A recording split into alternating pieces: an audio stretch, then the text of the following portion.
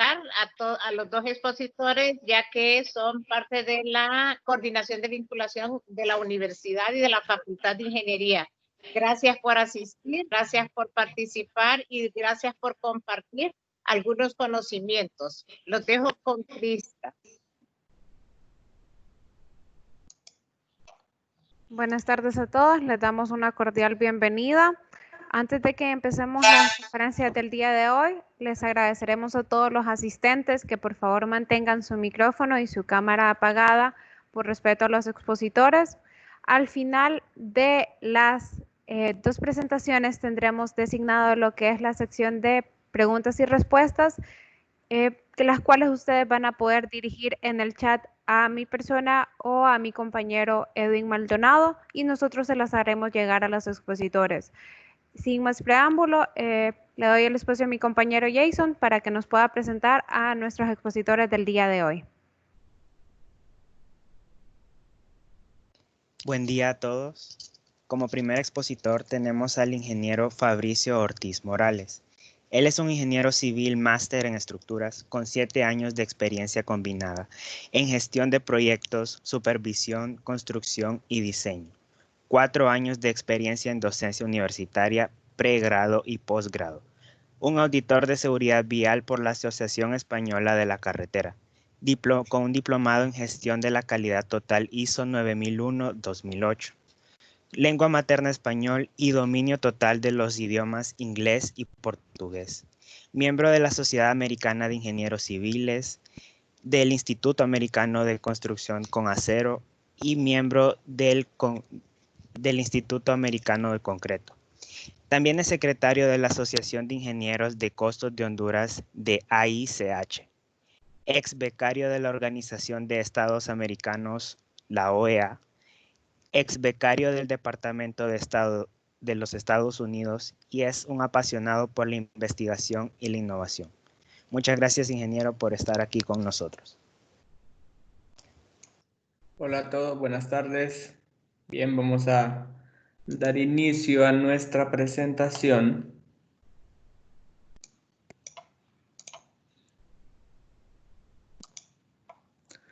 Y esta tarde abordaremos las estructuras de acero con perfiles conformados a frío. La agenda que tendremos en el webinar es la siguiente.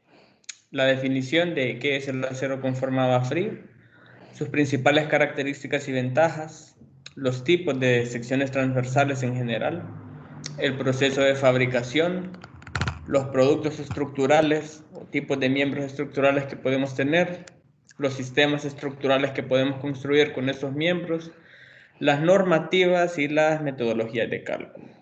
Como este es un webinar de solo media hora, entonces lo vamos a ver de forma bien rápida y condensada. No es el objetivo hacer un super curso de cálculo, solo es para que ustedes tengan así como que un conocimiento más cercano con los perfiles conformados a frío. Muy bien, ¿qué son los perfiles conformados a frío? Son piezas estructurales de acero obtenidos a partir de el doblado de láminas de acero muy delgadas que vienen enrolladas en bobinas. Entonces creo que la mayoría de los participantes, como son estudiantes de ingeniería, habrán visto en alguna bodega de Ferromax acá o Alucom, o por lo menos alguna rastra cargando este tipo de bobinas. Ahí lo que viene es una bobina, valga la redundancia, de acero, y a partir de esa lámina de acero que está enrollada ahí, podemos construir muchos productos estructurales como las canaletas que ya conocen, las láminas de techo, etcétera, etcétera, etcétera. Entonces, en esa rama de productos del acero se encuentran los perfiles de acero conformado a frío. Los perfiles formados a frío se diferencian de las secciones que ustedes ya conocen y que han visto a lo largo de todo el pregrado, como por ejemplo los perfiles H que se usan en columnas o los perfiles de viga I que tanto han calculado a lo largo de toda la carrera. Y la diferencia principal es que estas secciones son pesadas. Y cuando hablo de estas secciones me estoy refiriendo a las últimas, a los perfiles I, a las vigas H, porque el proceso por el cual se producen se llama conformación en caliente. Y es que nosotros tenemos un lingote, por así decirlo, de acero que viene saliendo del alto horno, y por medio de una sucesión de rodillos le vamos dando esa forma. Entonces pueden visualizarlo más o menos como que fuera un herrero ahí dándole forma a una espada. Los que ya llevaron diseño conmigo, entonces ya están familiarizados con ese proceso y ya saben de lo que les estoy hablando.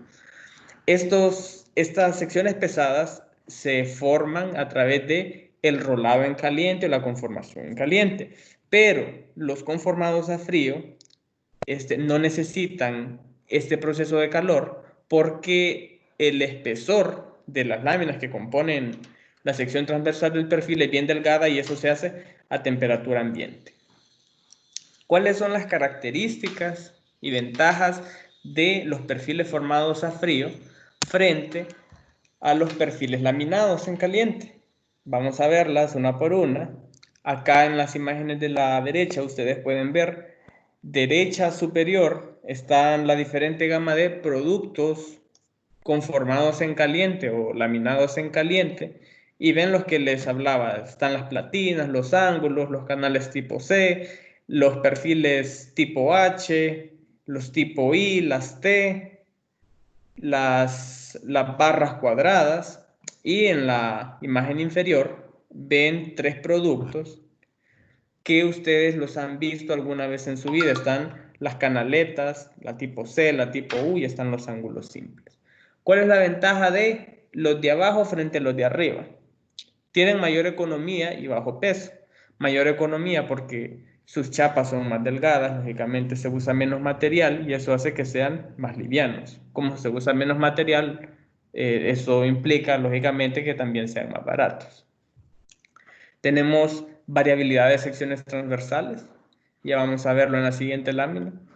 Facilidad de transporte, por el hecho de ser más livianos, es más fácil transportarlos y moverlos de un lugar a otro. Tenemos facilidad de producción y bajo costo de estoque. Cuando decimos facilidad de producción es porque las bobinas pueden llegar importadas desde cualquier lugar, llámese China, Estados Unidos, y usted puede moverla a cualquier cabecera departamental de Honduras y ahí va a haber alguna bodega de su distribuidor. Y usted tiene su máquina y entonces produce los perfiles que va necesitando según la demanda.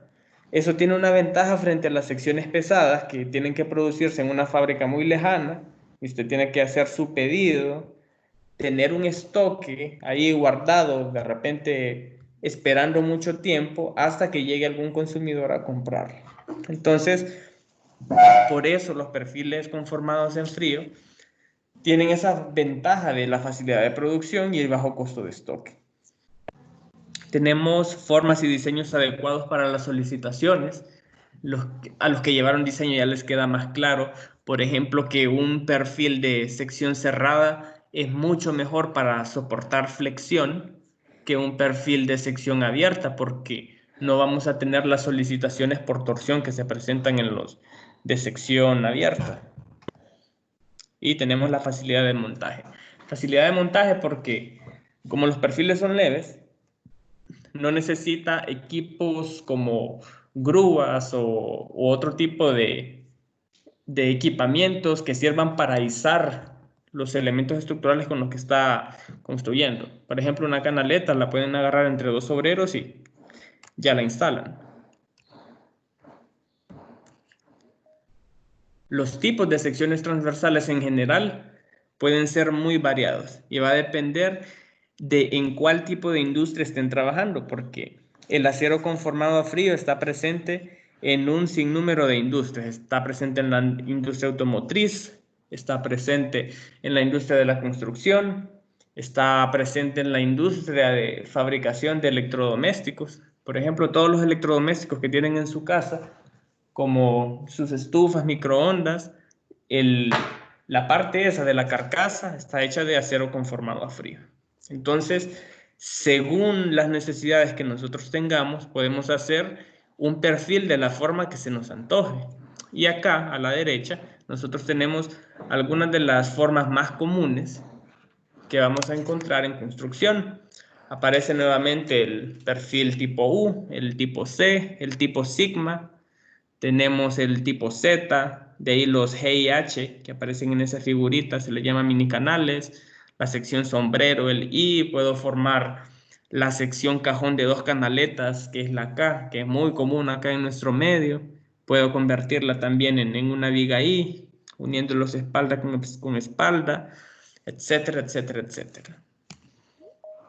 ¿Cómo es el proceso de fabricación en general? Aquí vamos a comparar los productos de acero laminados en caliente con los laminados, conformados a frío. Comenzamos por acá. No sé si pueden ver mi puntero. Tenemos el mineral de hierro y tenemos el carbón o coque, que van a ser juntos adicionados al alto horno. El alto horno está ahí calentado aproximadamente a 1500 grados Celsius. Cuando nosotros mezclamos el mineral de hierro con el carbón además de que me sirva de combustible para elevar la temperatura, me sirve para aportarle ese átomo de carbono que necesita la estructura cristalina que me forme el acero, porque el acero es hierro más carbono. Una vez que se ha efectuado todo este proceso del alto horno, yo voy a obtener dos fases. Voy a obtener la fase de la escoria, que es el desecho del mineral de hierro, y voy a obtener el hierro fundido. Ese hierro fundido se transporta en estos contenedores que se llaman torpedos y pasa al convertidor de oxígeno. En el convertidor de oxígeno se le va a soplar oxígeno a alta velocidad y va a generarme una reacción química que va a eliminarme el resto de las impurezas y va a darle ya la composición química final a mi producto de acero. Entonces, ese acero líquido que ya sale acá del convertidor de oxígeno pasa a una olla de aciaría y a un proceso que se llama colada continua o lingotamiento continuo, que ahí es como van a salir ya mi producto de acero como en unos bloques, como de 20 centímetros de alto por 1 metro de ancho, un rectángulo, y a partir de este bloque va a pasar al laminador en caliente. Si yo estoy produciendo, imaginemos que soy un fabricante de acero y estoy produciendo vigas I, yo voy a partir de este bloque de acero, que aquí se ve cuadrado, y voy a empezar a pasarlo a través de una serie de rodillos que a medida voy avanzando se van haciendo más pequeños o se van estrechando más, y de una sección rectangular yo logro llegar a una sección final con forma de I. Entonces a ese proceso se le llama laminado en caliente.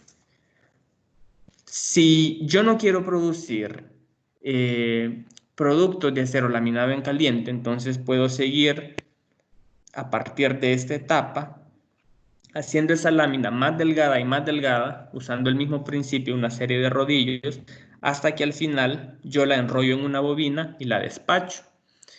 Y cuando yo le mando esa bobina a uno de mis clientes o mis distribuidores finales, él va a tomar esa bobina y va a comenzar a pasarla a través de una serie de rodillos para formar la sección transversal que él desee. Entonces a eso se le llama conformación a frío.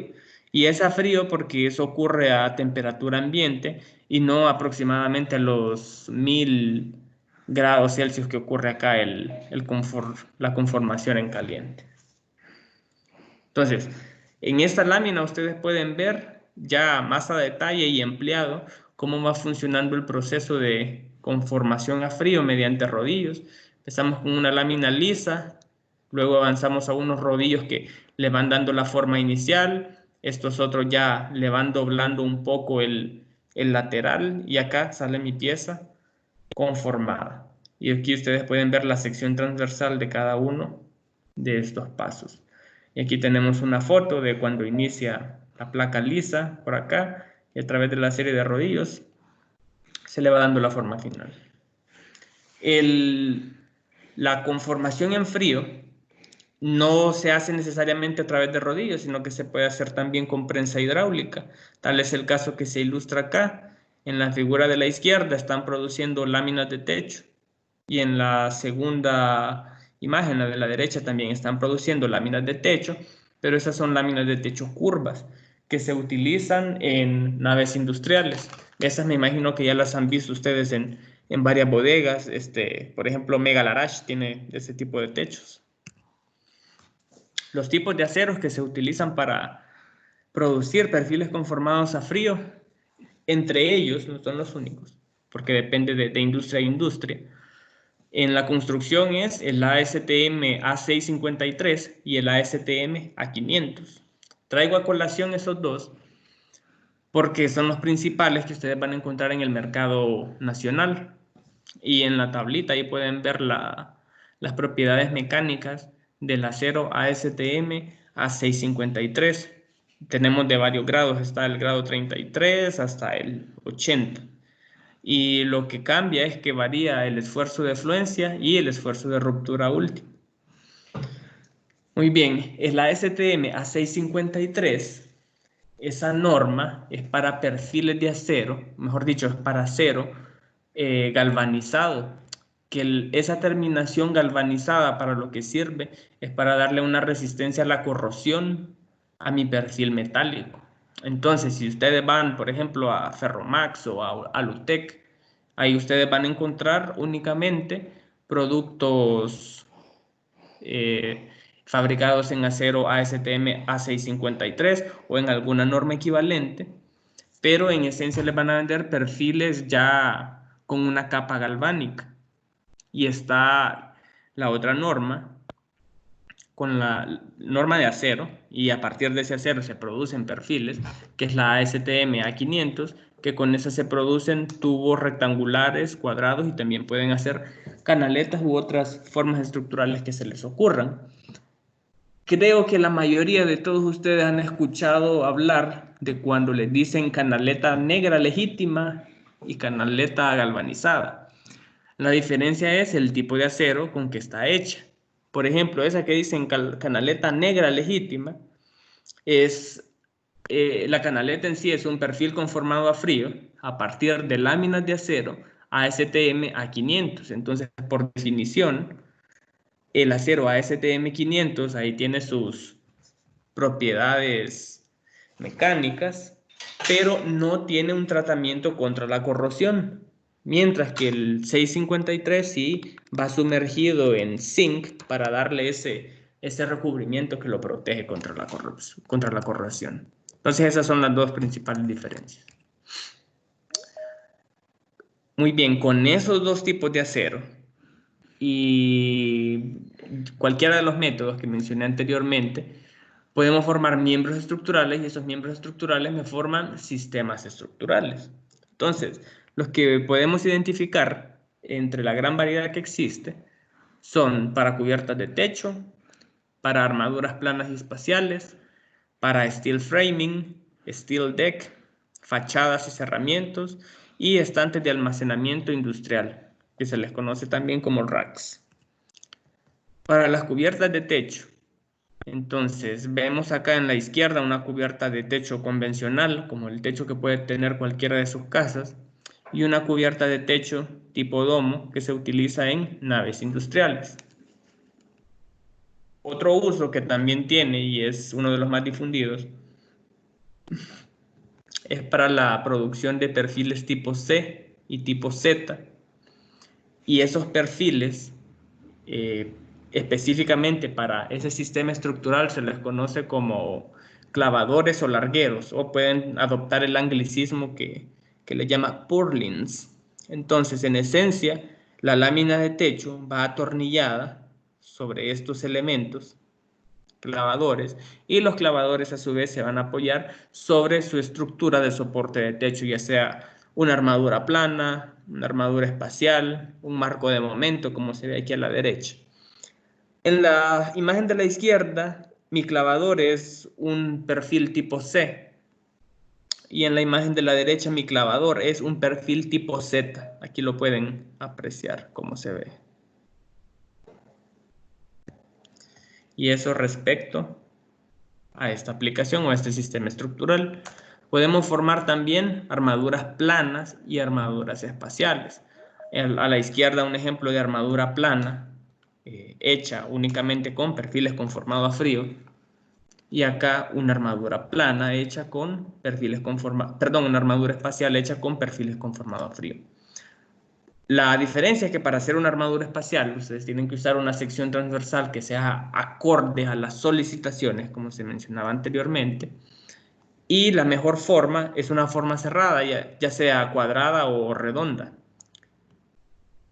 Y para el tipo estructural que les estaba mostrando, que es este, hay un nodo que es muy común, que es este tipo de nodo, en donde las terminaciones de la barra van achatadas para poder juntar todas las barras en el mismo punto de conexión, en el mismo nodo. Y acá a la izquierda ven ustedes el detalle.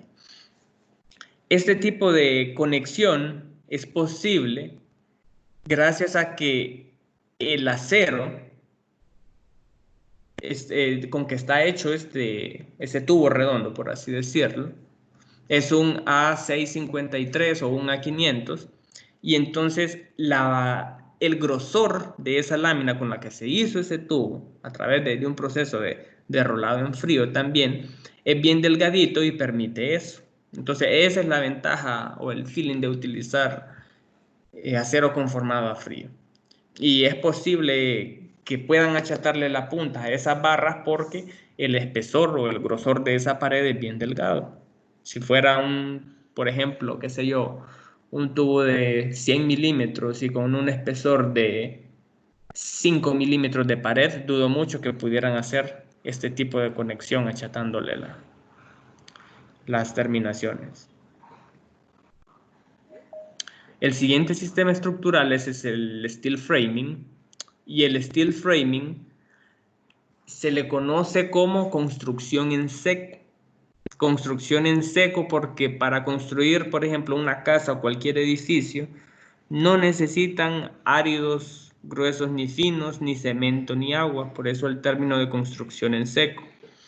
Entonces, el steel framing es un armazón o una estructura hecha de perfiles leves, y para poder formar mi espacio arquitectónico de muros o paredes voy a revestirlo con placas de revestimiento que pueden ser de madera, de yeso o de alguna matriz cementicia.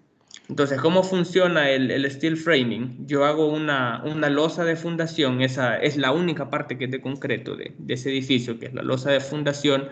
Sobre la losa de fundación yo coloco este primer perfil, que es un perfil U o perfil tipo solera.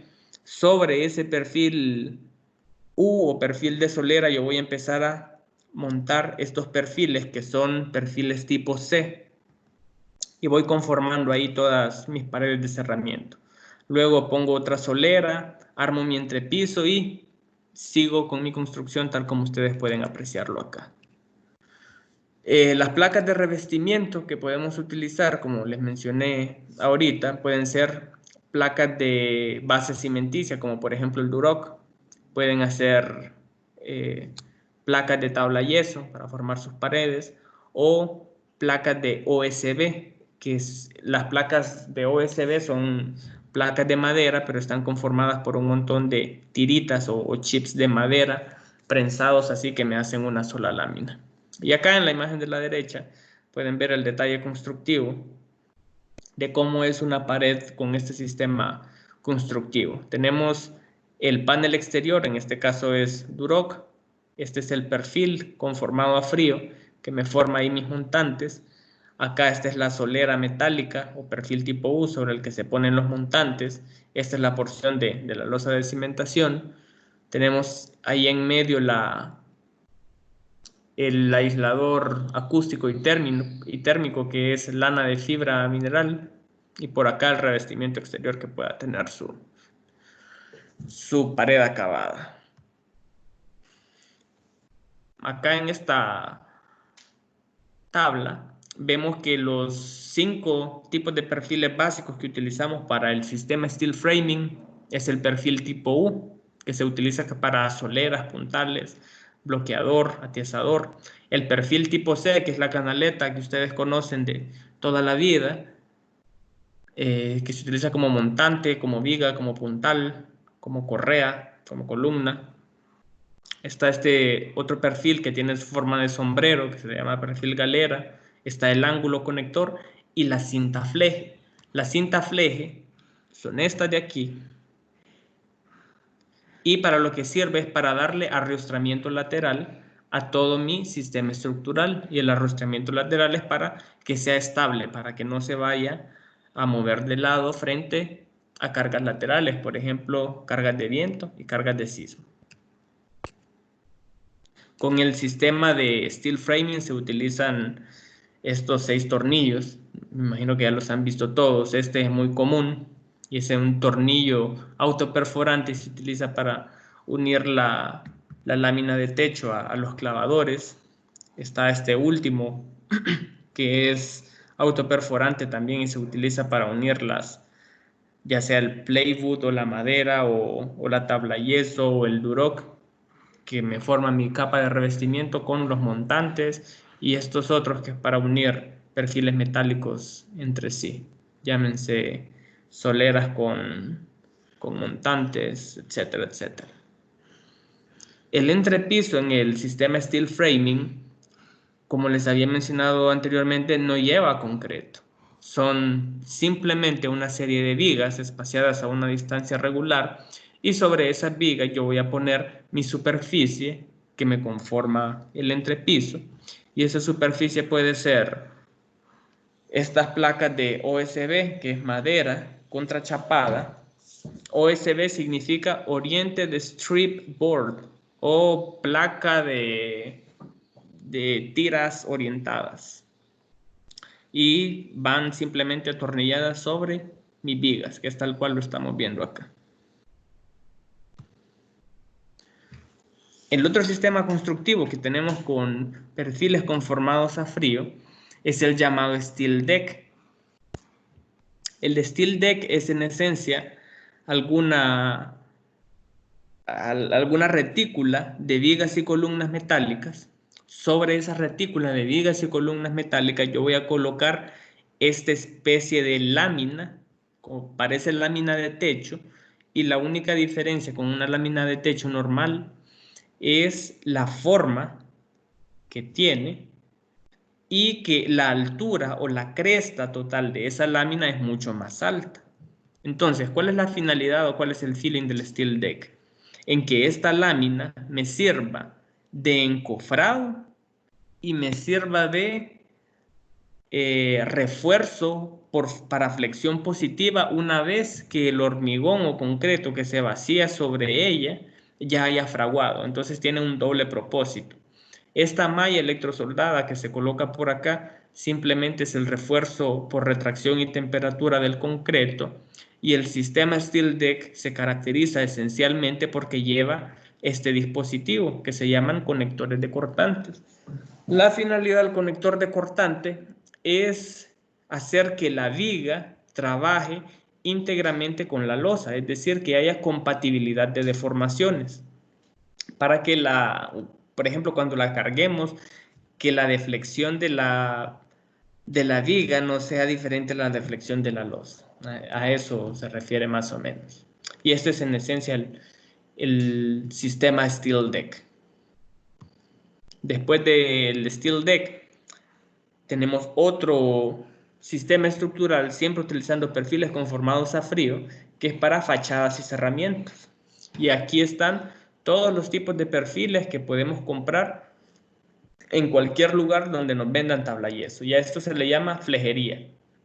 Esta flejería que ven acá, ven aquí el perfil tipo sombrerito ese, me sirve para hacer encielados y para hacer divisiones de tabla yeso. Entonces, en esencia, esos son cerramientos, y el núcleo de esos cerramientos, o lo que le da rigidez a todo ese cerramiento, son estos perfiles metálicos, y son bien delgaditos, la verdad. Y pasamos al último, que es para estantes de almacenamientos industriales. Estos los han visto en cualquier supermercado, específicamente PriceSmart. Y entonces lo que se busca en este tipo de sistema estructural para las personas que tienen almacenes es que les interesa construir estantes que sean resistentes, que les aguanten un montón de carga, pero que a la vez sean móviles, que ellos puedan desmontarlos y montarlos a su voluntad. Entonces, para ellos surgieron estos, esta solución estructural hecha en perfiles formados a frío. El perfil rack tiene una forma diferente, más o menos así. Se lo estoy dibujando acá en la esquina izquierda.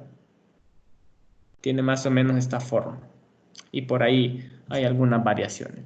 Entonces, este perfil principal es el perfil de columna para este sistema estructural y a la vez sistema constructivo de almacenaje.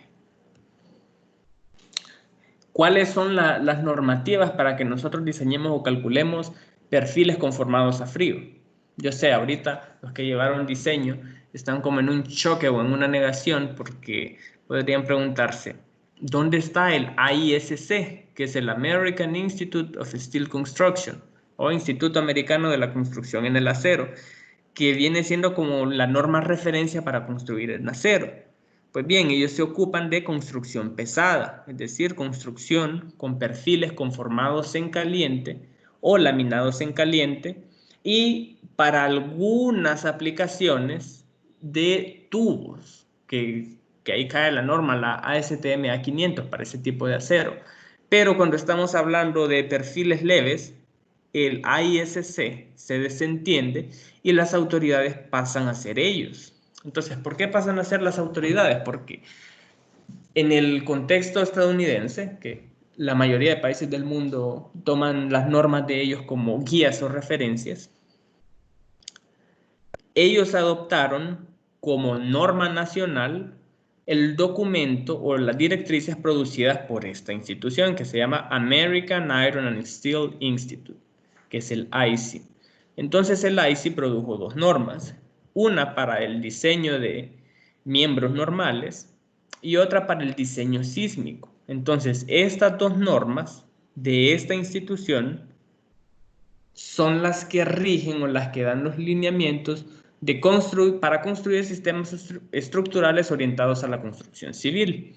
Y estos otros señores, que es otra institución, que es el Steel Deck Institute, entonces ellos son la autoridad, por así decirlo, para diseñar sistemas de entrepiso tipo Steel Deck. Entonces ya saben, cuando quieran ir a diseñar algo que sea con perfil formado a frío, tienen que consultarlos a ellos.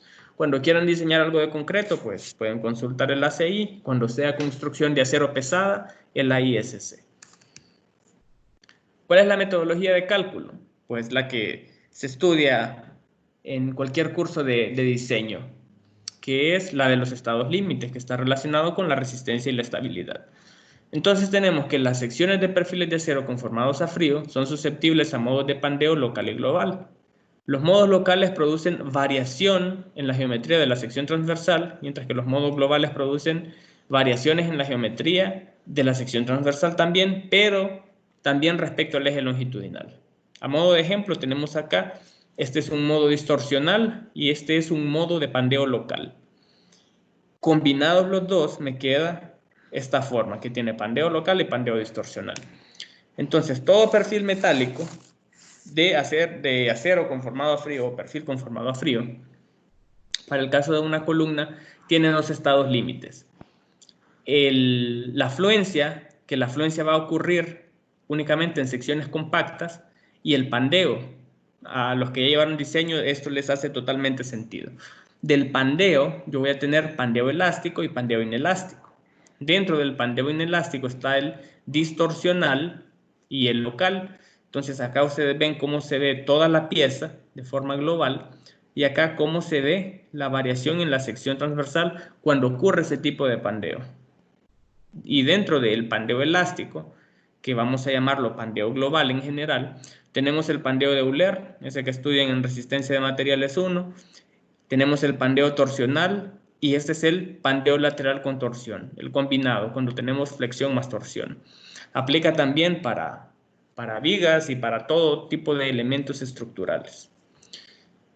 Ok, en esta diapositiva, esta es la curva de resistencia característica de un perfil formado a frío. Los que llevaron diseño recuerdan que la curva de resistencia característica de un elemento en compresión era algo más o menos así.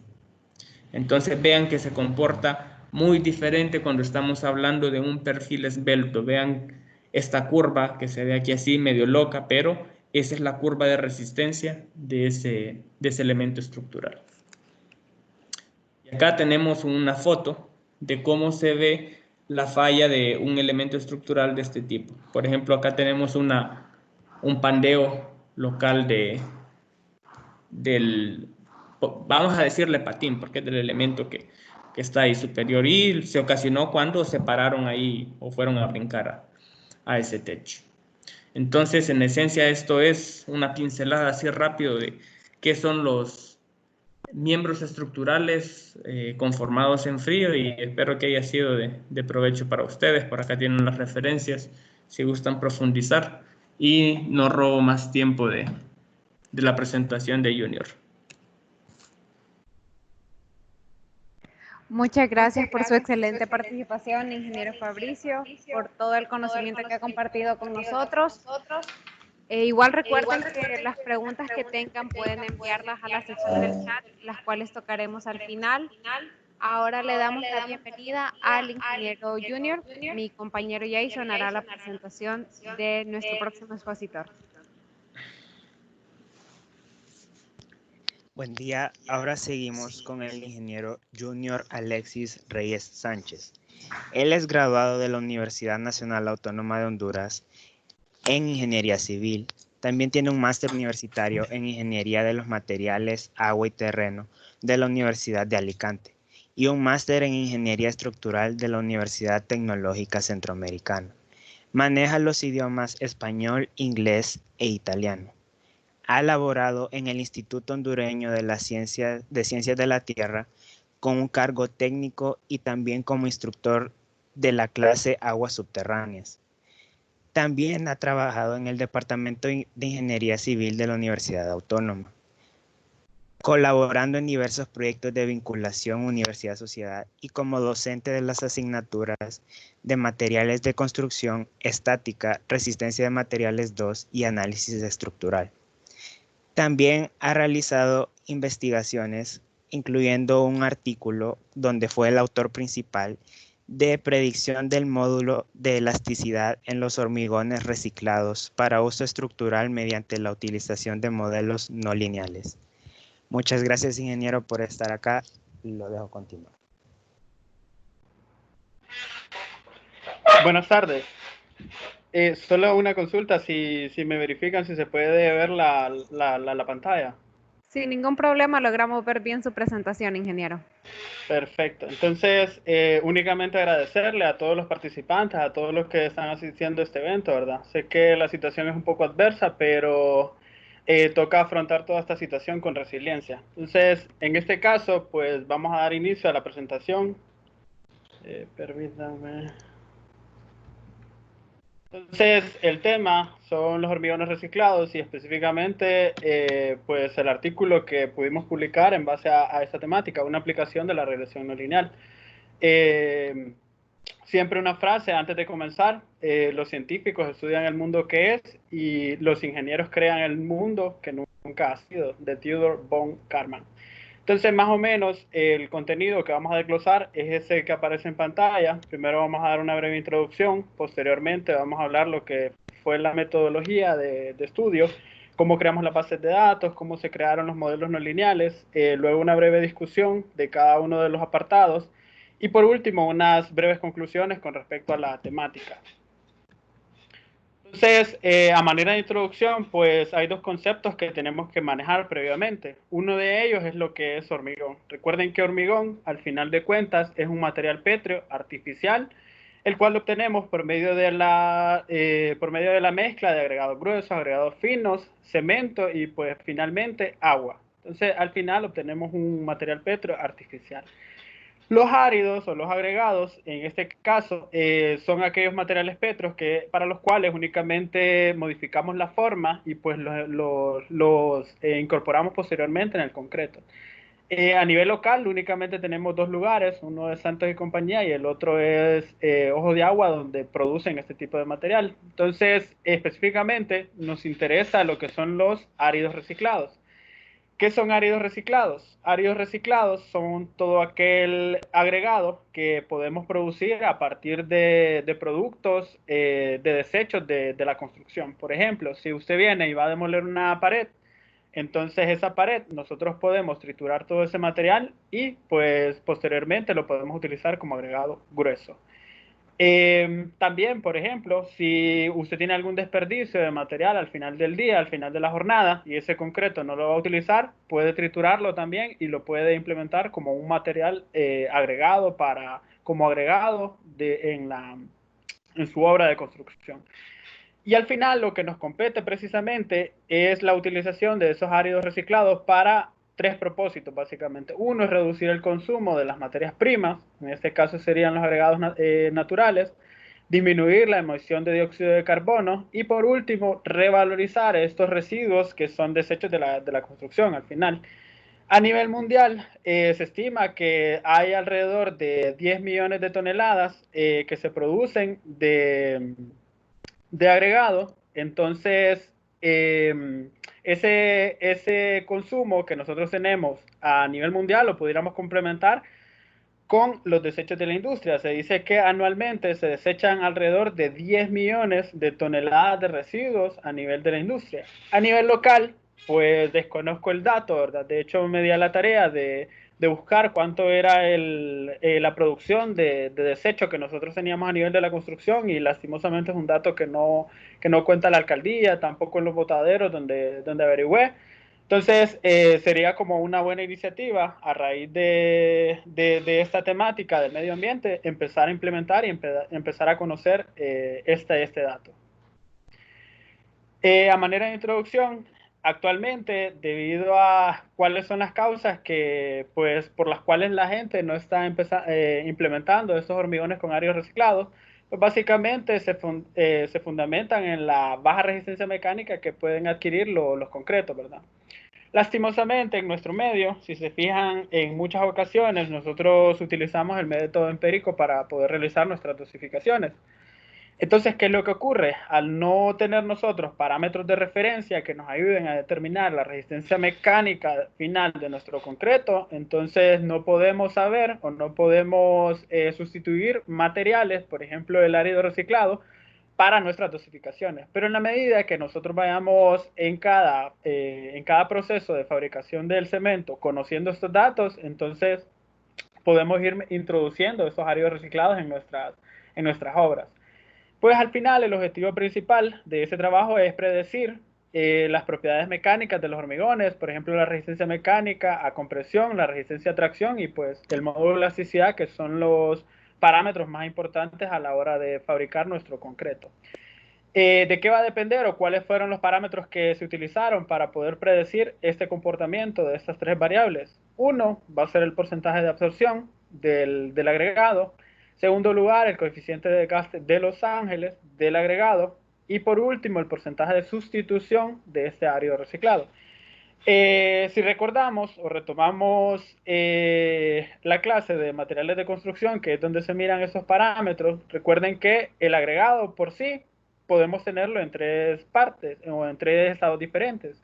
Uno es saturado con superficie cerca, otro es saturado completamente con humedad alrededor y el tercero es en estado al aire libre, ¿verdad? Entonces en estos tres estados nosotros tenemos que determinar cuánta agua nos va a absorber ese material.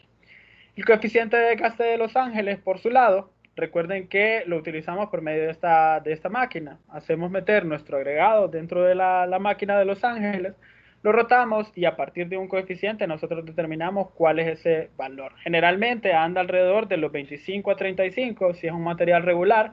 Si es un material malo, entonces vamos a tener un porcentaje de desgaste arriba del 35%. Abajo del 25% se considera que es un material de buena calidad, de muy buena calidad. Y en cuanto al porcentaje de árido reciclado, pues vamos a tener dosificaciones bastante variadas. Podemos tener desde 0% de incorporación hasta un 100%. Es decir, podemos tener cualquier valor que nosotros tengamos ahí. Entonces, esos van a ser los parámetros que nos van a ayudar a determinar estos modelos que van a regir el comportamiento del concreto.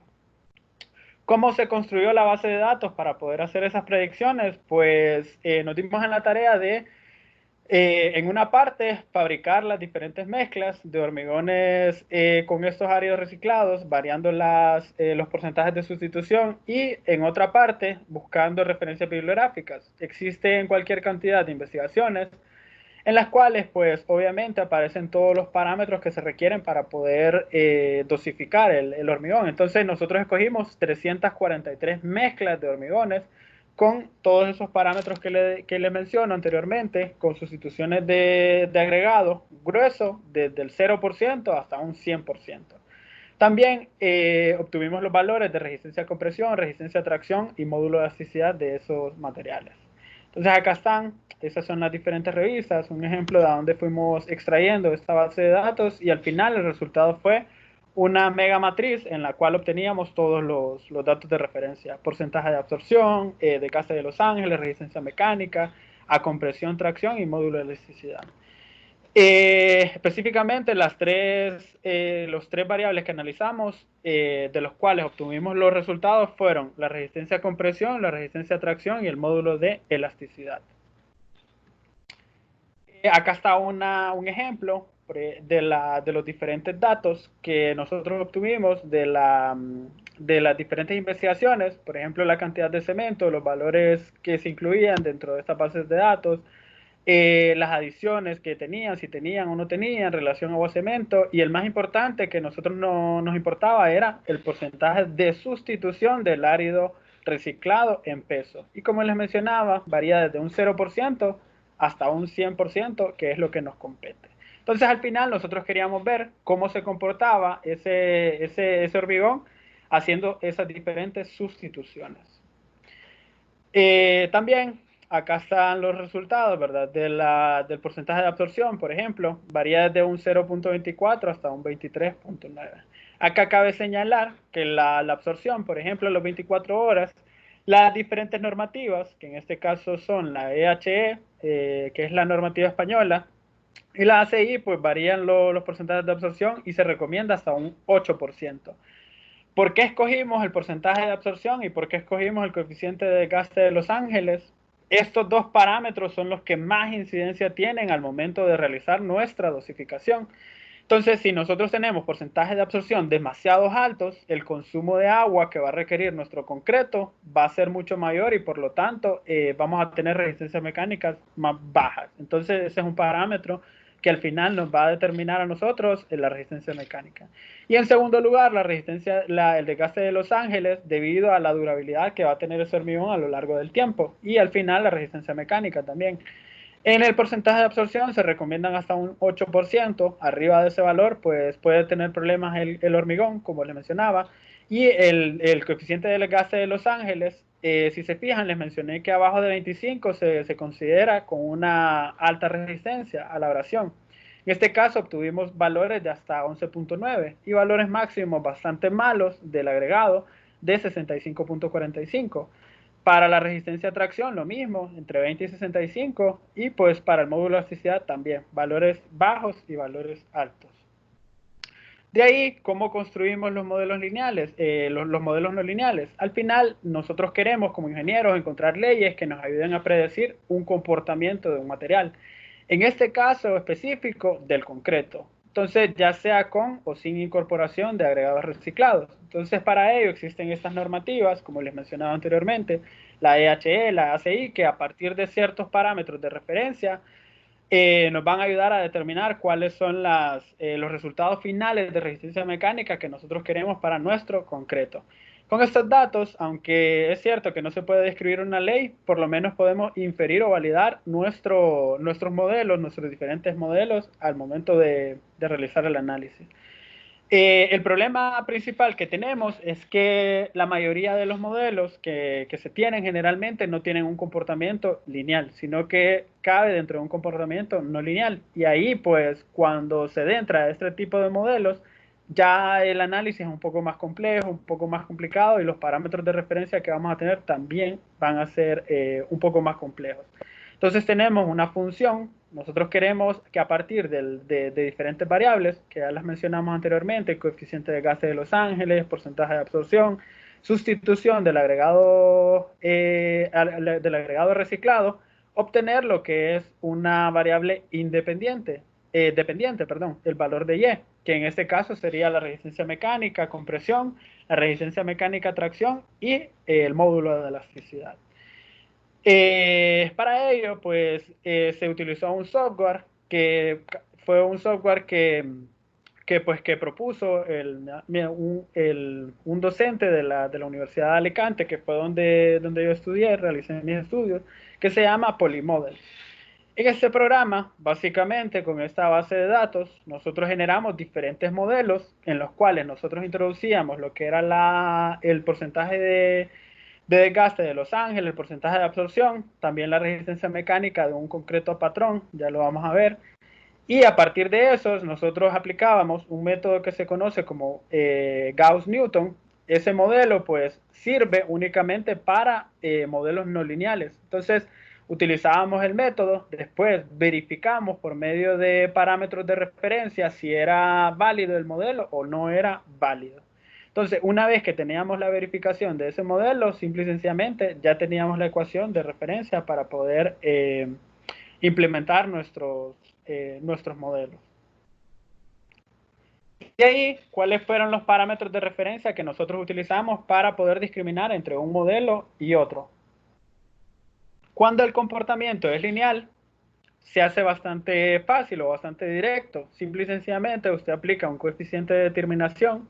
En estadística, me imagino que se han de recordar los que ya cursaron esta asignatura, el valor de R cuadrado. El valor de R cuadrado a mí me determina un modelo que yo estoy generando, qué tan verídico, qué tan válido es con respecto a los parámetros de referencia que yo estoy analizando. Entonces, en este caso, en una primera instancia, el valor de R cuadrado. Ojo, hay un problema. De acuerdo a la estadística, nos dice que este valor de R cuadrado, cuando los modelos son lineales, varía entre 0 y 1. En todas las investigaciones usted va a encontrar que únicamente escogen el valor de coeficiente de determinación, o sea, el R cuadrado. Cuando usted tiene modelos no lineales, tiene que tener cuidado con las inferencias que usted hace o con las conclusiones que saca. Resulta que ese valor de R cuadrado, cuando usted tiene investigaciones de modelos no lineales, puede ser mayor a 1 que incluso. Entonces son cosas que no las mencionan al momento de hacer las investigaciones, incluso al momento de la clase, pero que se pueden dar en la práctica. Un valor de R cuadrado arriba del 1. Entonces, ¿qué hicimos para poder validar nuestros modelos? Incorporar un segundo parámetro de referencia. En este caso, el coeficiente de variación porcentual medio, el CVP medio. En este caso, este coeficiente lo que hace es medir nuestro error, nuestra diferencia de error entre el valor observado y el valor que yo estoy calculando o proponiendo a partir de mis modelos. Más o menos se miraría así. Entonces, yo esperaría que el comportamiento fuera de esta forma.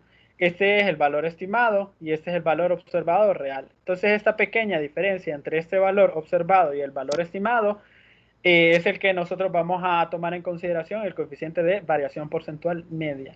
Igual, cuando usted tiene el valor de R cuadrado, es exactamente lo mismo. Determina qué tanta compatibilidad hay entre el modelo y los valores observados. Entonces, eso es lo que hace el R cuadrado. En 3 dimensiones o con 3 variables independientes, mejor dicho, pues la diferencia va a ser esta que se mira acá, va a ser en el espacio, vamos a tener 3 valores diferentes de sustitución. Entonces, en este caso, va a ser la diferencia entre el plano de referencia, que sería el valor observado, y el valor estimado a partir de nuestros modelos creados. Entonces, se miraría así más o menos, ya obteniendo todos los datos, y a partir del modelo lineal, y en 3 dimensiones se miraría más o menos así esa diferencia entre el valor observado y el valor estimado con los modelos. Si tenemos ya valores no lineales, que es en el caso de curvas o planos ya con diferentes formas, pues ya se complica un poco más la cosa.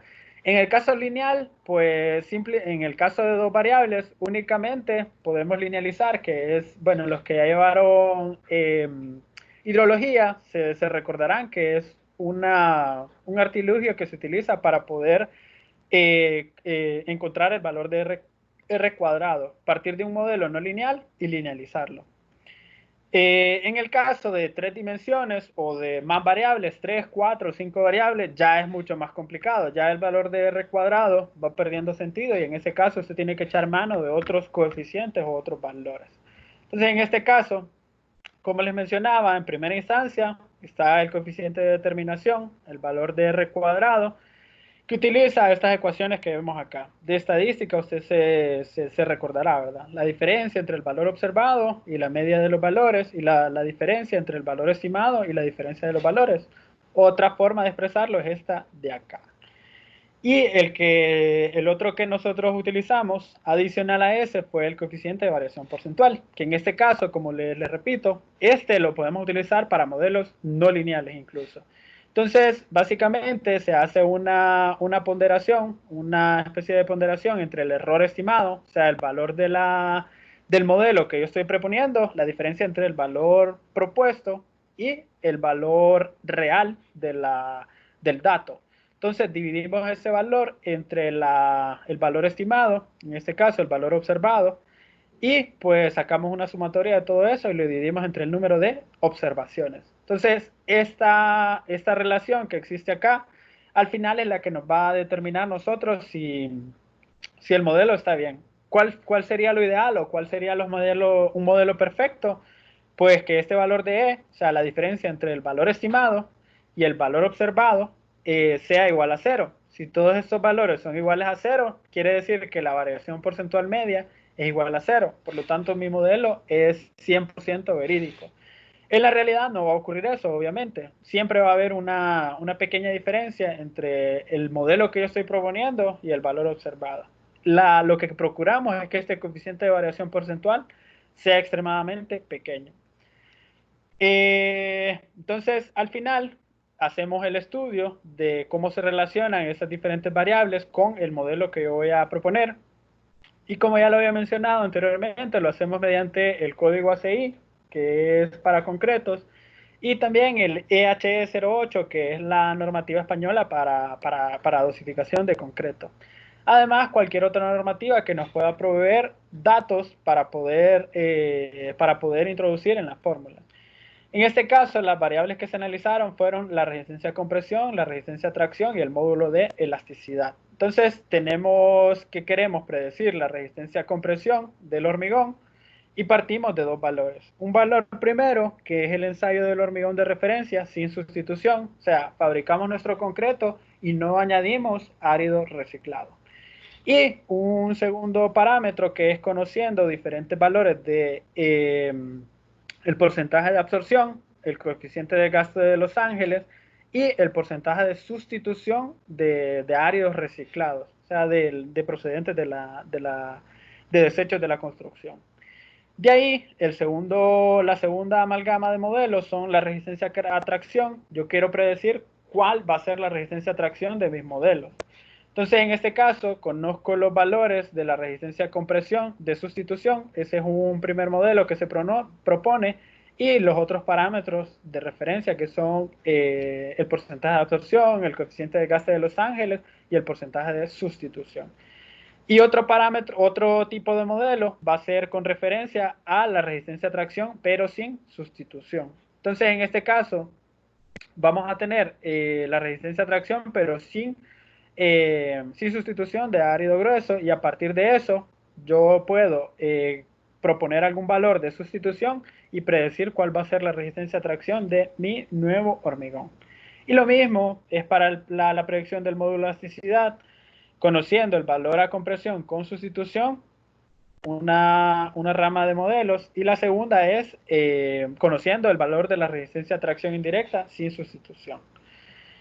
Entonces, una vez que tenemos todos esos parámetros, estos son los diferentes modelos que se proponen. Entonces, esta es una nomenclatura que ya se les hace un poco más familiar. Se mira en 110, también se mira en cálculo 1, ¿verdad? Entonces, yo quiero predecir la resistencia a compresión de mi hormigón final con sustitución a partir de un parámetro de referencia sin sustitución y el porcentaje de sustitución de árido grueso.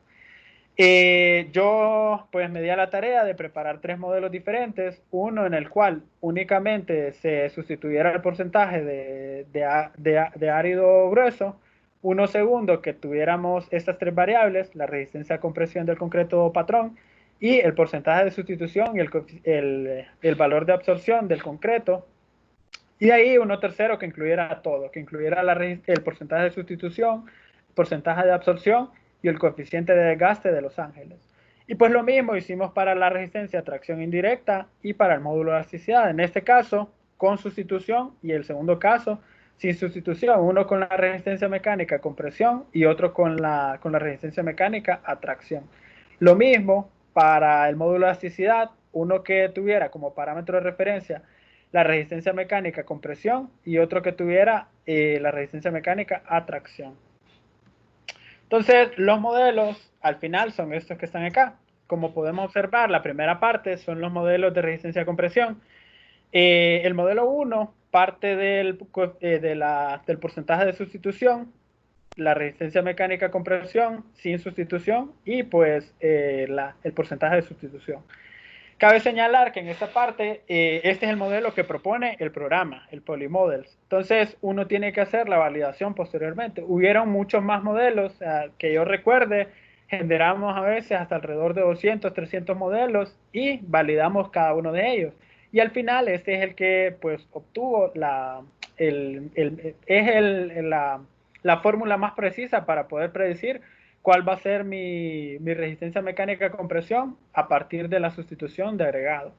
Ya si incluimos una segunda variable, que es el porcentaje de absorción, la fórmula que se propone es esta de acá, y si añadimos las dos otras variables, que son el porcentaje de absorción y el coeficiente de desgaste de los ángeles, aparece esta ecuación que está acá. Estos coeficientes, pues yo los puse aparte en una matriz porque son valores fraccionarios, entonces no se mira tan bien al momento de colocarlos acá, entonces mejor los coloqué en una tabla aparte. Al final, gráficamente, ¿qué es lo que esperamos? Esta es una gráfica que me permite a mí ver cuantitativamente qué tan precisos son mis modelos. En el valor del eje X es el valor observado y en el eje Y es el valor estimado. Entonces, en este caso, tiramos una recta que va a ser Y igual a X. Si el valor estimado es igual al valor observado, pues todos los números caerían sobre esta línea. Si se fijan, hay una pequeña variación del modelo que yo estoy proponiendo y los valores estimados. ¿Qué es lo que esperábamos al final? O sea, que los modelos que yo estoy proponiendo se acerquen lo más posible a la realidad.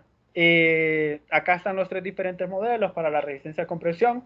Este es únicamente con el porcentaje de sustitución, este es el porcentaje de sustitución y el coeficiente de absorción. Y estos son los tres parámetros, la resistencia a compresión, el porcentaje de absorción y el coeficiente de desgaste de los ángeles.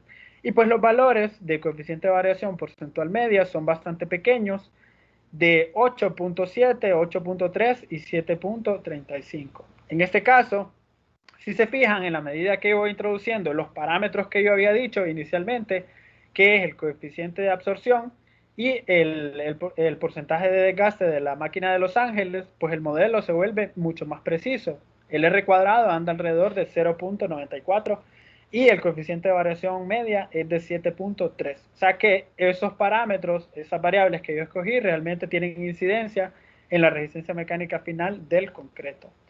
Hacemos lo mismo para la resistencia mecánica a tracción. Bueno, esta es una gráfica que lo demuestra. Con las tres variables incluidas, pues el valor de predicción se va volviendo mucho mayor. El R cuadrado va creciendo, se va acercando a 1 y el coeficiente de validación porcentual media va decreciendo. Eso quiere decir que se va acercando a 0. Para la resistencia a tracción indirecta también tenemos el valor de referencia de la resistencia mecánica a compresión y el valor de resistencia a tracción. Los modelos propuestos son estos de acá, estos que aparecen, estos tres diferentes modelos a partir del porcentaje de sustitución, y gráficamente obtuvimos estos resultados. Entonces, si se fijan, ya estos valores de predicción son mucho más precisos y todos caen prácticamente sobre la recta. Acá cabe señalar que tenemos dos porciones diferentes, una que está en color azul y otra que está en color verde. Se propusieron dos modelos a partir de la resistencia a compresión y el porcentaje de sustitución a partir de un cierto valor de resistencia a compresión. Resulta que notamos que a partir de, en la medida que iba incrementando el valor de resistencia a compresión, pues debido a la fragilidad en tracción que tiene el concreto, acá se mira que a valores bajos tiene un comportamiento bastante lineal y pues el modelo es bastante preciso. Pero en la medida que tratábamos con este modelo predecir estos datos de la parte superior, pues prácticamente se disparaban por todos lados. Entonces, para evitar eso, partimos la gráfica en dos y creamos dos modelos diferentes. Uno para valores de resistencia mecánica a tracción baja y uno para valores de resistencia mecánica a tracción alta. En este caso teníamos parámetros de referencia de resistencia a compresión variados. Teníamos valores de 1000, 2000 PSI, 3000 PSI y pues estos valores altos que miran acá son para resistencia a compresión de hasta 10.000 PSI aproximadamente. Y ocurre exactamente lo mismo. En la medida que nosotros vamos introduciendo las diferentes variables, va descendiendo, va aumentando el valor de R cuadrado y va descendiendo el valor del coeficiente de variación porcentual media. Entonces ocurre un comportamiento similar en la medida que añadimos más variables, disminuye el valor del coeficiente de variación porcentual media y aumenta el valor de R cuadrado. Tomando en consideración la tracción indirecta, los modelos también, se puede apreciar que son bastante precisos en los resultados. Acá se miran los coeficientes de variación porcentual media, bastante bajos. Y de ahí, acá se mira el mismo comportamiento. En la medida que introducimos las nuevas variables, se va aumentando el R cuadrado y disminuyendo el coeficiente de variación porcentual media. Ocurrió lo mismo para el módulo de elasticidad, para los modelos, a partir de la resistencia a compresión y a partir de la resistencia a tracción. Entonces, en este caso, acá están los modelos que proponemos. En este caso, pues, costó un poco más debido a que las ecuaciones pues ya introducían valores de exponenciales, valores de potencias a la raíz cuadrada, entonces se va complicando un poco más el modelo, pero al final nos dio buenos resultados también. O sea, la nube de puntos se comportó de manera similar y pues obtuvimos datos bastante precisos. Acá se mira el mismo comportamiento, reducción del valor de R cuadrado con aumentando las variables y disminución del coeficiente de variación porcentual media. Para el módulo de elasticidad, sin sustitución y obteniendo la resistencia mecánica a tracción, ocurre lo mismo. Tenemos los valores de referencia, esta vez con exponenciales, del valor del porcentaje de sustitución. Se puede apreciar en los tres modelos prácticamente. Y pues obtuvimos resultados similares. Esta vez con modelos mucho más precisos, con valores de R cuadrado cercanos a 1, de 0.93. Entonces, estos fueron los resultados que nosotros obtuvimos para los diferentes modelos. Al final, cabe señalar que las conclusiones a las que nosotros podemos llegar son tres básicamente. La primera es que en base a estos resultados, los diferentes estudios que se han encontrado, siempre se aprecia una reducción de la resistencia mecánica a compresión en los hormigones en base a la cantidad de sustitución. Las diferentes normativas estipulan un porcentaje de sustitución de agregado grueso. ¿Hasta cuánto? Pues generalmente nosotros podemos sustituir hasta un 20%, o sea, 80% agregado natural, convencional, que nosotros conocemos, y un 20% de desperdicio de la construcción. Si nosotros manejamos esos rangos, nuestra variación de resistencia mecánica a compresión va a ser alrededor de un 5%. Si aumentamos del 20%, entonces ya corremos el riesgo de tener resistencias mecánicas más bajas. Entonces tiene que tener cuidado con esos porcentajes de sustitución y con la dosificación. Pero como les comento, con los modelos, pues ya uno puede tener un parámetro de referencia. Para los modelos de resistencia a tracción, como lo había mencionado, tuvimos el problema que tuvimos que partir nuestras fórmulas propuestas en dos partes. Una en la cual teníamos valores de resistencia a tracción baja y otra en la que teníamos valores de resistencia a tracción alta. Y pues nosotros como hipótesis sugerimos que puede ser debida a la naturaleza frágil del hormigón. Recordemos que el hormigón no tiene ductilidad, por lo tanto la falla va a ser frágil. Y por último, la precisión de cada modelo va a depender de las variables que nosotros introduzcamos. Si nosotros conocemos el coeficiente de desgaste de Los Ángeles y el porcentaje de absorción, vamos a tener modelos bastante precisos y vamos a poder tener valores de predicción de resistencia mecánica a compresión bastante altos y bastante precisos. Por último, agradecerles por su atención, por este tiempo, ¿verdad? Esta investigación, pues nosotros tuvimos la oportunidad de publicarla, aparece en una revista internacional, acá aparece el DOI, si alguno está interesado, pues con gusto yo se la puedo proporcionar. Este es mi correo electrónico, si tienen alguna duda o si les interesó. Al final, una de las conclusiones que pues yo puedo sacar de la investigación, ¿verdad?, es que nosotros podemos ver el cambio climático que está existiendo a nivel mundial. Entonces tenemos que, como ingenieros civiles, buscar la manera de aportar nuestro granito de arena. Si nosotros logramos disminuir la cantidad de residuos que tiene la construcción, entonces vamos a poder ayudar al medio ambiente. Vamos a poder reducir el consumo de agregado grueso que está a nivel nacional también, y pues obviamente vamos a tener un beneficio económico porque un producto de desperdicio lo estamos utilizando en la construcción, ¿verdad? Entonces, como ingenieros civiles también tenemos esa responsabilidad ambiental de poder cuidar el medio ambiente, ¿verdad? Entonces, agradecerles por su atención nada más. Muchas gracias por su participación, ingeniero Junior, por tan interesante y útil tema, y más que todo por sus conclusiones finales. Ahora pasaremos a la sección de preguntas y respuestas. Las preguntas que se hagan están abiertas tanto para usted como para el ingeniero Fabricio, así que quien quiera responderlas es bienvenido a hacerlo. La primera es de Felipe Vargas. ¿Cómo comprobar si el elemento estructural, perfil, ángulos, canaleta que estamos adquiriendo cuenta con las dimensiones, espesores normados, ya que en nuestro mercado hay una serie de proveedores? Lleve un pie de rey y mídalo. Esa es la única. Parece una respuesta tonta, pero esa es la única respuesta. Yo hago evaluación de estructuras y siempre que voy a hacer un levantamiento, yo mido todo. No hay como a simple ojo decir, esta canaleta es de 1.6 milímetros o es de 1.2. Y esos 0.4 milímetros de diferencia hacen una gran diferencia, valga la redundancia, en la resistencia final.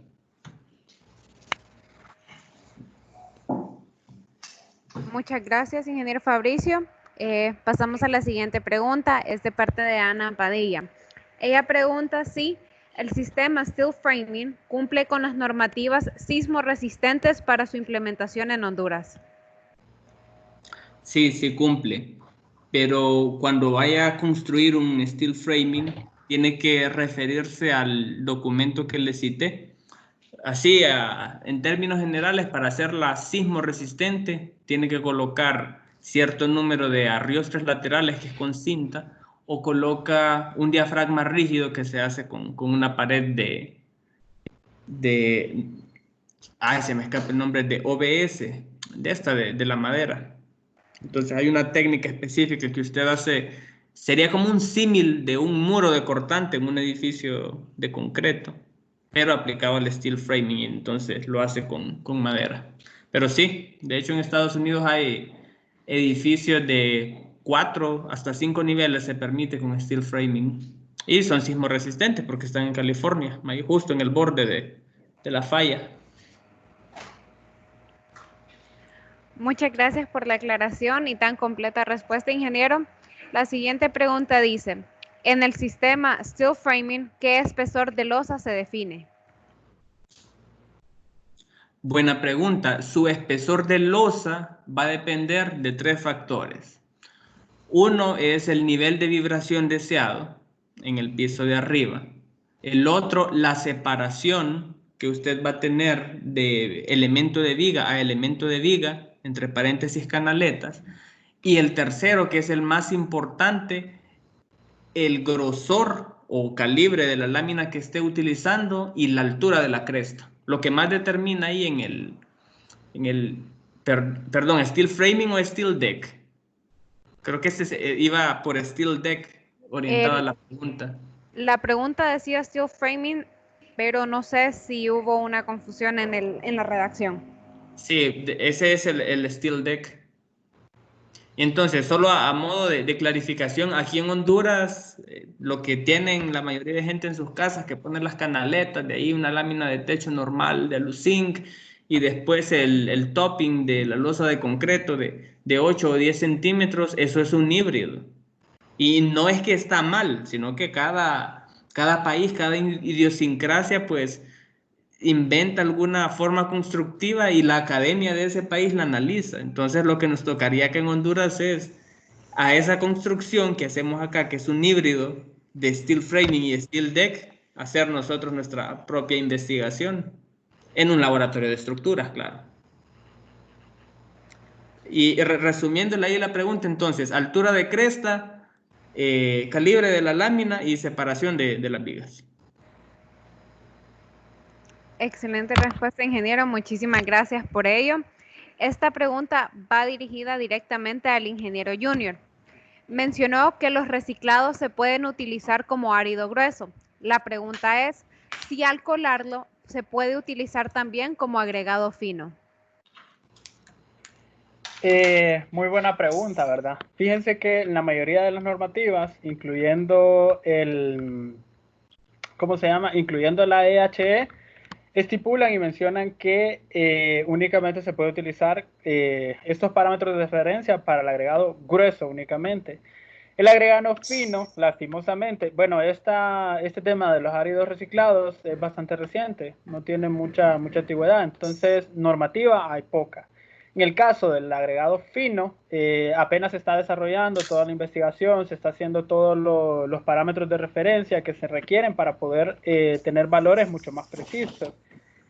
A nivel centroamericano, definitivamente apenas se están dando pequeños pasos, ¿verdad? Costa Rica más o menos ya va en esa línea, siempre con esa parte temática del cuidado del medio ambiente, y ya están haciendo investigaciones del agregado fino, sustituyéndolo por productos de desecho.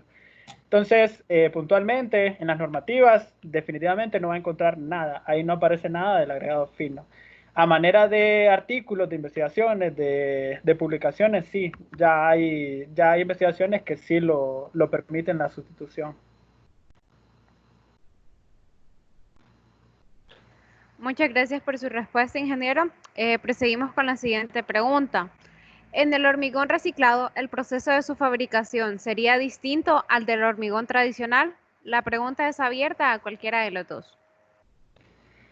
Ok, en ese caso, pues recordemos, por eso al inicio de la presentación yo inicié con las definiciones de lo que es un agregado grueso. Recuerden que únicamente es un material pétreo natural que pasa por un proceso de trituración.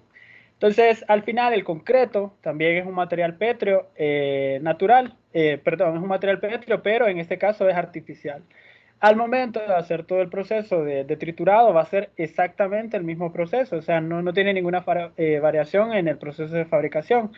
De hecho, si alguno tiene alguna vez la oportunidad de ir a Santos y compañía, incluso con algunos estudiantes hemos ido, el proceso de desecho de los bloques de adoquín, por ejemplo, ellos lo reutilizan nuevamente y lo pasan al proceso de fabricación tal y como que fuera un agregado grueso normal. O sea, el proceso de fabricación del concreto como tal es exactamente el mismo. El proceso de fabricación del agregado también es exactamente el mismo.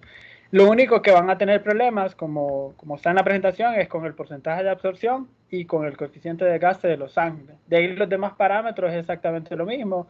Pueden hacerle granulometría, pueden hacerle peso volumétrico, o sea, todo es exactamente lo mismo.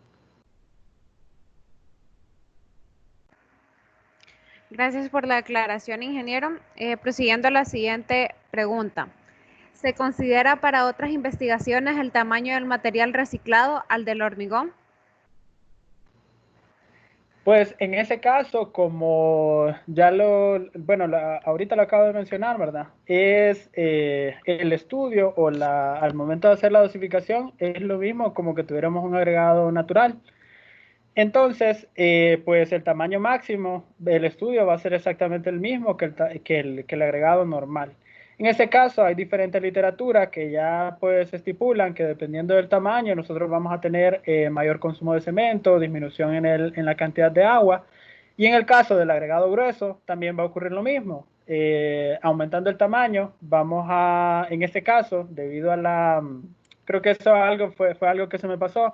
El porcentaje de absorción aumenta debido a que nosotros al momento de triturar quedan partículas alrededor del agregado grueso, quedan partículas a lo largo de toda la superficie. Esas partículas son las que van a absorber mayor cantidad de agua y por lo tanto van a requerir mayores cantidades de cemento.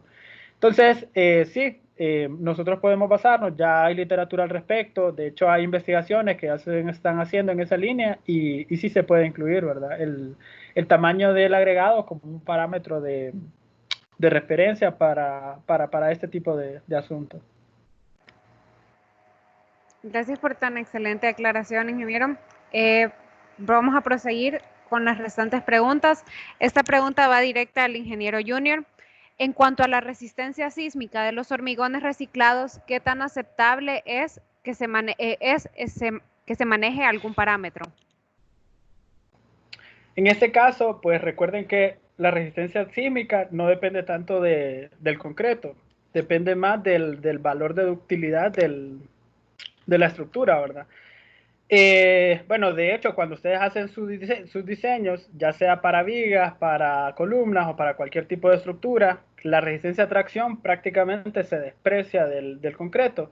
Lo único que se tiene es la resistencia mecánica a compresión. En este caso, como usted prácticamente está eliminando esa resistencia a tracción, quien lo sustituye es el acero. Al final de cuentas, es quien absorbe este parámetro por sismicidad, ¿verdad? Entonces, la resistencia mecánica a compresión en la parte superior de una viga, por ejemplo, va a ser lo mismo que un concreto convencional. Entonces, usted puede tener dosificaciones de 4.000 PSI, 5.000 PSI, y pues en las investigaciones, como les mencionaba, pueden llegar incluso hasta 10.000 PSI sin ningún problema, tal y como que fuera un concreto convencional. Entonces, va a ser exactamente la misma analogía, como que fuera un concreto convencional y un concreto con agregado con agregado reciclado. Entonces, en ese caso, esa sería la respuesta, básicamente. Muchas gracias, ingeniero. Esta pregunta también va dirigida directamente para usted. Aparte de usar desperdicios de paredes destruidos, ¿qué otros materiales podríamos usar para hormigones? Y en Honduras, ¿cuál podría ser una buena opción? Pues miren, casualmente, yo anduve, lo mencionaba al comienzo, anduve averiguando, ¿verdad? En todos los diferentes botaderos, incluso personas conocidas que trabajan en esta parte ambiental, de valores de referencia para que nosotros tuviéramos un parámetro de comparación. Lastimosamente no hay estudios en esa temática, ¿verdad? No clasificamos nuestros residuos, no sabemos cuánto es desechos sólidos de este tipo, de plástico, madera, y mucho menos de desecho de la construcción. Pero en el caso de cualquier obra, y las personas que han trabajado, han trabajado en proyectos de ingeniería, no me van a dejar mentir que todos los días nosotros tenemos desperdicios de concreto. O sea, la persona que diga que no desperdicia concreto es mentira, ¿verdad? Siempre van a haber desechos de concreto. Terminamos de colar en un día en obra, nos queda desperdicio de concreto y obviamente al día siguiente ya encontramos petrificado ese material. Pues todos esos residuos que quedan de coladas de concreto, nosotros los podemos ir como agregado. También vigas, columnas, cualquier pared que usted deseche, un bloque que se le quiebre, ¿verdad? En vez de botarlo o tirarlo como desperdicio a la basura, lo puede reutilizar como agregado grueso. Y como les menciono, si nosotros tuviéramos un lugar donde se hiciera el procesamiento o por lo menos se dividiera esta basura, ¿verdad? De la normal y de la de construcción, pues podríamos tener un mayor aprovechamiento de este material, ¿verdad? O sea, imagínense que todo este desperdicio de la construcción pudiéramos llevarlo, por ejemplo, a Santos y compañía o alguna empresa que fabrique agregados y ellos lo puedan procesar y después posteriormente venderlo. Sería como lo ideal, ¿verdad? Pero bueno, a ver, tal vez algún día se da, ¿verdad? Con políticas ambientales que realmente se preocupen por el medio ambiente y no como lo que está ocurriendo ahorita con nuestra ciudad capital, ¿verdad? Tiene toda la razón con esa última aclaración, ingeniero, y esperamos si se pueda dar en un futuro. La siguiente pregunta va dirigida para el ingeniero Fabricio. En relación del costo de construcción de una vivienda, ¿qué tanta diferencia hay entre steel framing y construcción tradicional?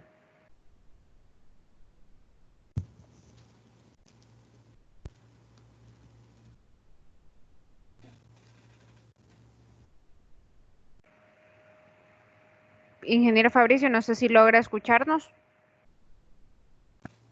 Hola. Sí, la pregunta era dirigida directamente para usted. Si en relación del costo de construcción de una vivienda, ¿qué tanta diferencia hay entre steel framing y construcción tradicional? Anda un poquito más barata steel framing. La ventaja de steel framing es que se tarda menos. Entonces, si usted construye viviendas en serie, ahí sí la ganancia es sustancial. Si construye una, pues la diferencia no es mucha. Gracias por la aclaración, ingeniero. Por cuestiones de tiempo, vamos a tocar las últimas dos preguntas que tenemos. La siguiente va dirigida también directamente para usted, ingeniero Fabricio. En relación a la duración de una construcción de vivienda en steel framing por nuestra zona de clima tropical en comparación a las tradicionales de concreto, preguntan si son viables. Sí, sí es viable. Lo que pasa es que tiene que usar el panel de revestimiento adecuado. Para paredes tendría que usar Duroc. Ok, pero si usa tabla yeso, entonces sí, dentro de un par de años ahí va a estar mohoso o va a estar deshecho su panel de tabla yeso. Sí lo usa como pared exterior, ¿verdad? Pero usando Duroc, ahí le puede durar. No tal vez 100 años como duran las de bloque de mampostería normal, pero va a obtener una duración significativa hasta que se compre otra casa. Gracias por el dato, ingeniero. Y la última pregunta que tenemos es de Gustavo Díaz. Él nos comenta que él observó en un techo, que no sabe si llamarlo steel deck, pero si era de una losa de concreto sobre una lámina de acero, en la cual la humedad hacía que la lámina goteara. Y él pregunta a qué se debe esto. Se debe a que muy probablemente la losa está fisurada,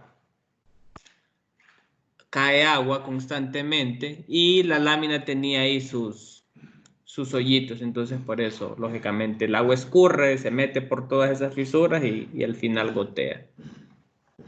Entonces, eso da una impresión de que la construcción es un poco deficiente en cuanto a control de calidad. Gracias por la respuesta, ingeniero Fabricio. Con eso damos terminado nuestra sección de preguntas y respuestas. Muchas gracias a ambos por sus participaciones, por aclarar todas las dudas, por poner a la disposición sus correos electrónicos para que nuestros participantes puedan contactarse con ustedes en un futuro. Ahora le daremos la palabra a la ingeniera Guadalupe Núñez para poder cerrar la conferencia del día de hoy. Aló, Crista. Si se le escucha, ingeniera, si se escucha, la palabra es suya. Gracias. Buenas tardes a todos y a todos. Quiero agradecer en primer lugar a Dios porque se dieron las conferencias, en segundo lugar a los participantes.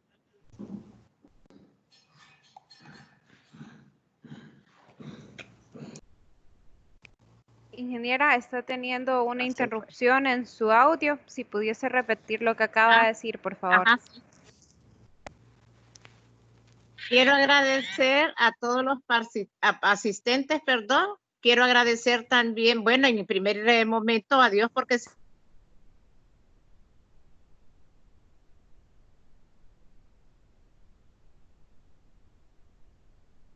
esperando en otras nuevas ediciones de otras conferencias a todo lo que son los asistentes. Gracias a todos.